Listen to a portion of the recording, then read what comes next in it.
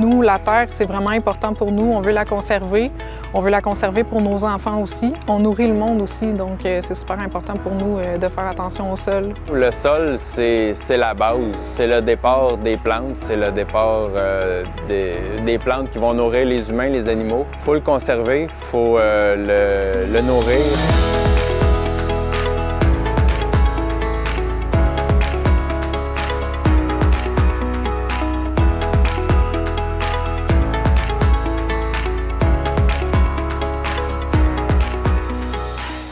Le terrain ici, c'est un défi car c'est très vallonneux, c'est très rocailleux aussi. Il y a plusieurs types de sols dans le même champ. Donc c'est ça, c'est difficile des fois avec les équipements. Là, ça prend différents types d'équipements, mais nous, c'est dans le même champ. Fait qu'il faut vraiment s'adapter. Il y a certains endroits qui y a de la pente un peu plus. Il faut faire attention à l'érosion.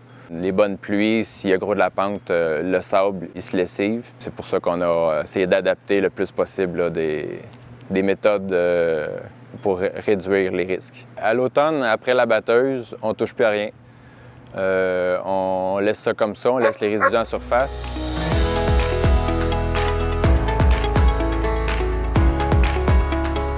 C'est vraiment 2 bandes, là, mais sur le champ. Donc, on a 14 pouces de travaillé qui va servir à semer la culture et 16 pouces qui n'est pas travaillé, qui va être les résidus, qui va servir à rouler, dans le fond, avec l'équipement.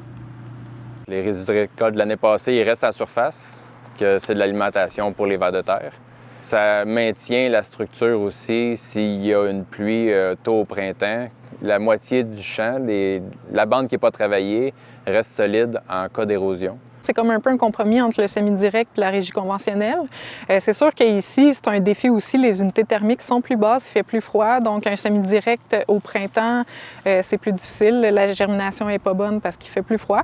Donc, dans le fond, c'est mon chum puis mon beau-père qui ont construit cette machine, dans le fond, pour le travail en bande parce qu'ils en vendent aussi, mais les modèles étaient moins adaptés là, à notre réalité ici. Ce qu'on a pris, c'est une dent de cultivateur qui a 2 roulettes derrière qui fait presque un petit bouton, une petite butte, puis un rouleau émoteur pour avoir un lit de semences uniforme. La semeuse va passer exactement dans ces bandes-là, puis le tracteur va rouler dans la bande pas travaillée. On évite la compaction du lit de semences, là, puis les machines passent tout le temps dans la bande qui n'est pas travaillée. C'est important de travailler le moins possible le sol. C'est sûr qu'il y a des questions plus techniques, là, comme utiliser moins de carburant, dans le fond, moins sortir de roches et tout ça. Mais c'est sûr que pour le sol en tant que tel, conserver le sol, les micro-organismes qu'il y a dans le sol, il faut le perturber le moins possible. Donc, c'est pour ça qu'on essaye de travailler le moins possible le sol.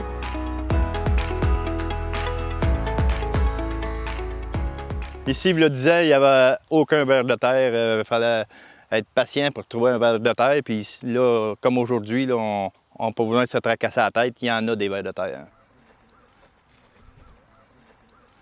En combinant les pratiques de travailler moins le sol et d'implanter des engrais verts, il va avoir une multitude d'avantages, dont conserver la vie qu'il y a dans le sol.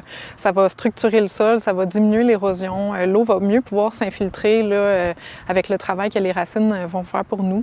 Ça a vraiment beaucoup d'avantages ici sur la ferme. C'est ça qu'on récolte. Beaucoup de roches puis un petit peu de radis. Toute la racine qui reste là l'hiver, quand il y a la fonte des neiges, vu qu'on a des terrains en pente, ça fait une structure que le champ reste à sa place. Il ne descend pas à la côte puis il ne descend pas dans les ruisseaux, dans les rivières pour ne pas perdre nos champs en tant que tel, parce qu'on veut les garder. En tant qu'entreprise, on veut produire des produits de qualité dans le respect de l'environnement. C'est la base. Là. Dans le fond, nous, on veut conserver nos sols, on est attaché à nos terres, c'est très important pour nous. La rentabilité, c'est sur du long terme. On essaie des affaires, on bricole des choses, puis on essaie des choses dans le champ aussi. On fait des tests que l'année prochaine, on ne verra pas de retour d'investissement là. Mais dans 5 ans, dans 10 ans, si la structure s'est améliorée ou tu n'as pas perdu le champ dans l'érosion, sur 20 ans, sur 30 ans, ça va revenir.